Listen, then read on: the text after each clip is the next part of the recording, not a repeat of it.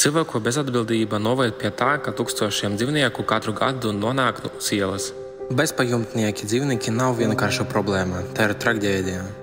Atstāti paša likteņa vara, tie klejo, bādā, slimo, piekļauti briesmām. Bet ir tādi, kas nepaliek vienaldzīgi.